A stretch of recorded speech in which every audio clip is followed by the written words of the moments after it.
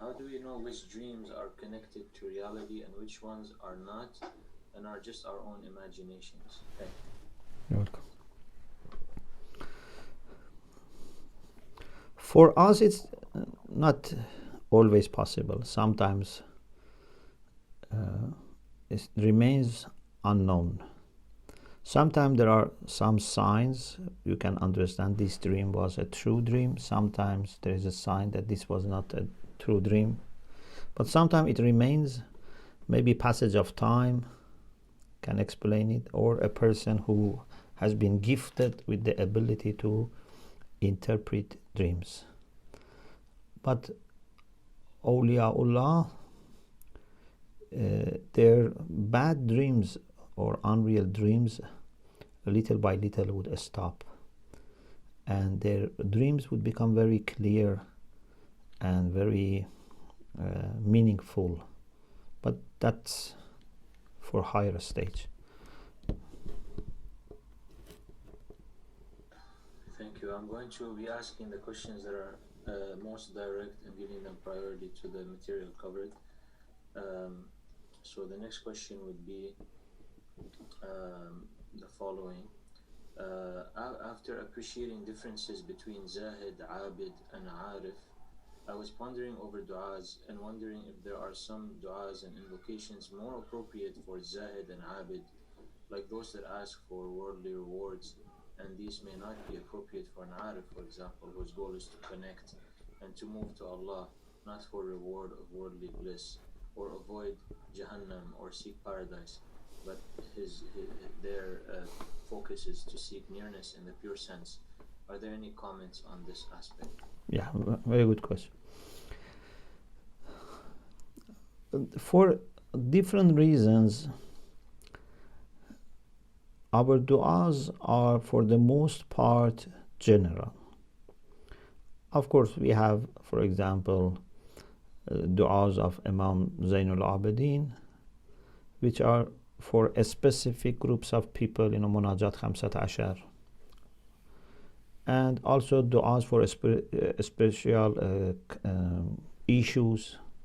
So among his du'as, some 50 du'as that we have in Sahifa, we have du'as for different reasons, different hajat, requests, and du'a of different groups of people, Munajat Khamsat Ashar.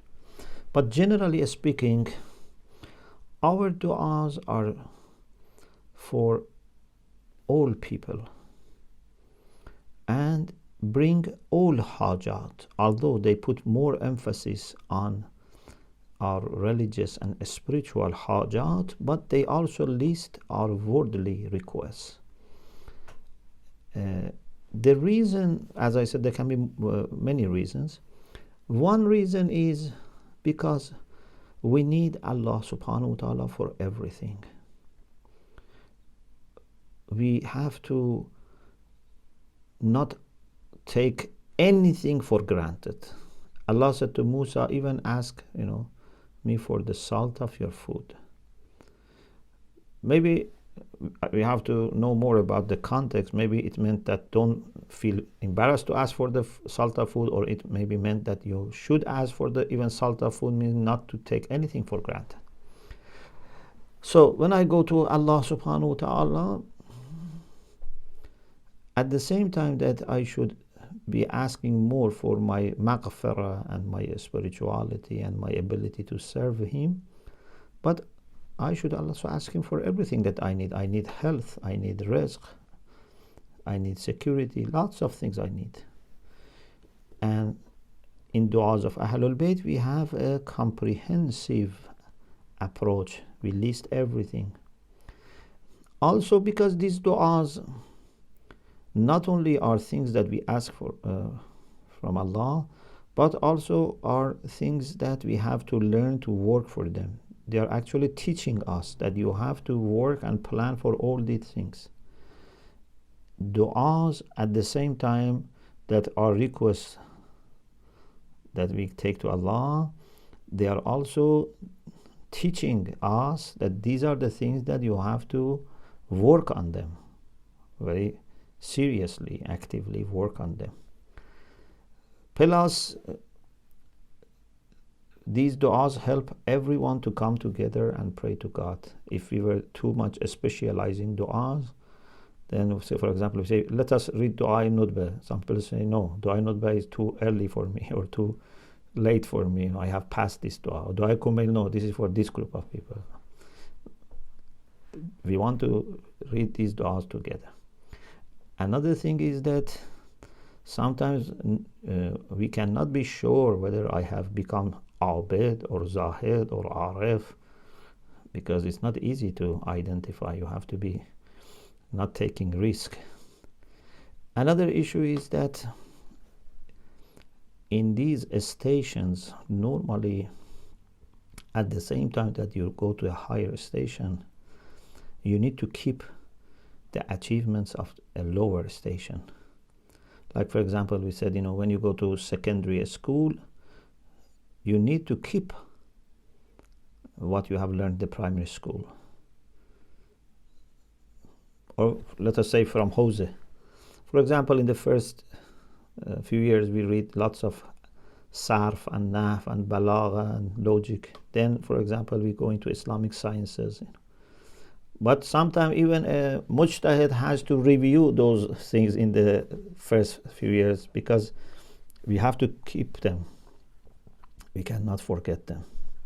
So there are different reasons why in our du'as that we have from Ahlul Bayt, we have normally a general list with, of course, different tones, different level of emphasis on certain requests, but it's a comprehensive list, something that everyone can connect. Maybe some people connect to one part more, maybe some want to another part, but something that we as a community can connect. But there are also something that you can find for your particular haja or particular station. And also you can always talk to Allah subhanahu wa ta'ala with your own language. If you are a person who is now very much thinking about particular station or particular issues and challenges, you have always also chance to use your own words and to pray to Allah subhanahu wa ta'ala. Thank you. You're welcome. The next question is as follows. Assalamu alaikum. Alaykum assalam rahmatullah. Thank you for the lecture. Is there an estimated age range in which, just as a guide, as I know it is not age dependent, is there some estimated age range in which one reaches yaqeen if he or she struggles? If they struggle, if they work hard, is there an age, a specific estimated age range where they should be able to reach yaqeen? No. There is no fixed age range. It can happen very soon. Doesn't need to be taking lots of time. The next question is the following. Assalamu alaikum. Alaykum assalam. Hope all is well. Thank you. When practicing thought control, we realize there's so many different internal sins we have inside. Is there a route that we can tackle instead of each individual thought, internal sin, as it seems very overwhelming? Yes. The root of all our problems is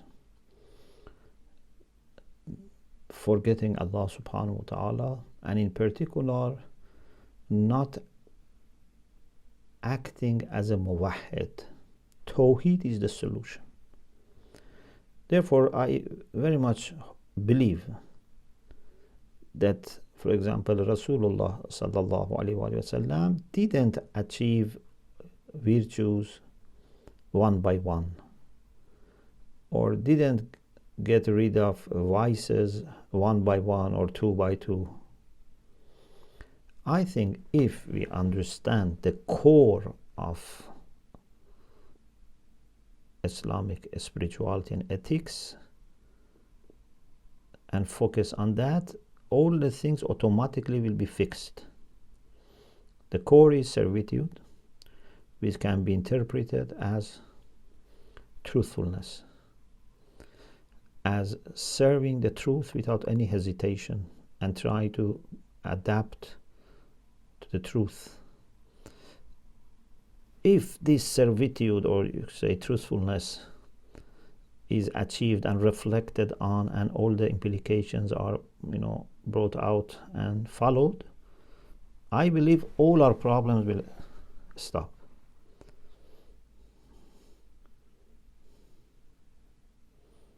Thank you.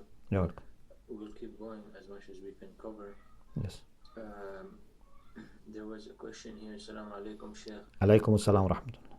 Correct me if I'm wrong, but I think you mentioned we should increase in quantity of deeds until we see a change, and you gave the example of a kettle that boils water until there is a change in the water. Some people are, however, hesitant to increase in quantity of things, like for example studying new books or performing new or extra nawafil, as they want to implement what has already been learnt but not fully implemented. Is there a danger to increase in quantity of things like studying new books? And how can one best understand whether he or she needs to do more or focus on what has already been learnt? Thank you. Very good question. When we say increase the quantity, of course, with wisdom, what we meant is that certain changes in quality would not happen after once or twice trying. There is a quantity needed, there is a level of repetition and continuity needed so that a change happens. This is very normal in this world. With the physical world, the spiritual world, just by once doing something, a change may not happen. So, if you are worried that by repeating or increasing quantity, you may lose your attention, okay, do less. But make sure that you don't, stop.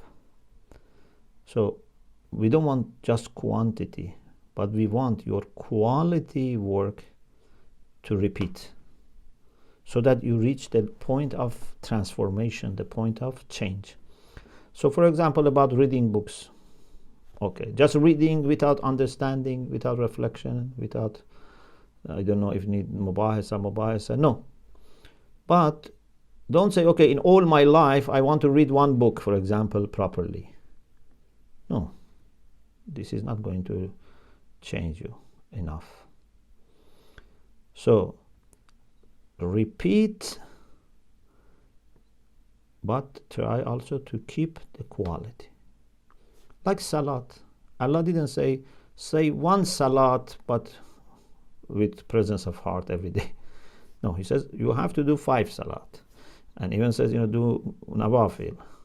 But try to also increase the quality. Actually, repeating can help with the quality as well, because it becomes a good habit and becomes more manageable, easier, so then you can focus on the spirit.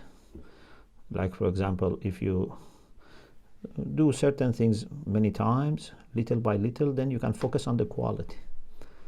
If I am for example, an artist, a painter, right, whatever, it is with mumarasa, with practice, that then I can increase the quality. But if I just every year make one thing, maybe it would not help. One more question just to keep up with the questions. I know we're approaching the end. This one is the following. I have been asking God for a guide to help me on this path for many years. I have asked him with sincerity, and I'm really in need. Still, I haven't been sent or shown anyone. Why? If it's not the right time for me, how do I know that it is the case for sure, and maybe God is not listening to me?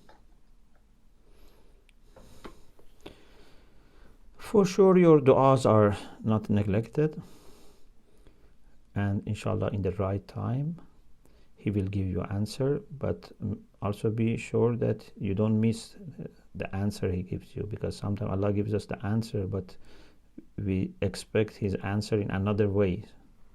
So we don't think he has given us the answer. This story is interesting, that a person was praying and calling upon Allah subhanahu wa ta'ala, and Shaitan went to him and said, why you do this? Allah is not answering. So Shaitan managed to deceive this person, and this person was going to stop. Then he heard a call saying, this is in Rumi Masnavi's story, that Allah said, those Ya Rab, that you used to go, you were saying, oh Allah, you were calling me. And then Shaitan told you that there was no answer, so you have to stop. Allah said, those Ya Rab was my labbaik. You were expecting that when you say Ya Rab, you hear labbaik. No, that Ya Rab was my labbaik. So sometimes he gives us answer, but we think answer must come another place in another form, and we miss. So he gives the answer in the right form, right time, and no one is losing when he's asking Allah subhanahu wa ta'ala. This is to be our firm belief, that we would never lose if ask him. Thank you very much, Sheikh. Since we're at the 15-minute mark, no more questions from the forum. Okay. There's a few left, but we can take them inshallah next week. Inshallah. This is also the night of the martyrdom of Imam Kazim alayhi salam, Babul Hawaij ilallah, and we offer our condolences to Imam Mahdi ajalallah ta'ala farajahu sharif, and we ask Allah subhanahu wa ta'ala, because of this great Imam who served Allah subhanahu wa ta'ala and the cause of Allah subhanahu wa ta'ala in some very difficult times of the history of Islam. We ask Allah, because of him, to help us to free our soul from the prison of dunya, and to free our souls from the chains of Iblis. And we ask Allah subhanahu wa ta'ala to help humanity with all their needs, especially with this pandemic, with security issues, with poverty, with injustice. And we ask Allah subhanahu wa ta'ala to give us tawfiq, inshallah, to visit Imam Kazim alayhi salam, inshallah, soon, and Lady Ma'suma and Imam Razad, the children of Imam Kazim, inshallah, soon with Ma'rifah. And inshallah, in dunya and akhirah, Allah gives us tawfiq to be with them. Bihaqq Muhammad wa ali Muhammad. May Allah, inshallah, bless you. Iltimasa dua.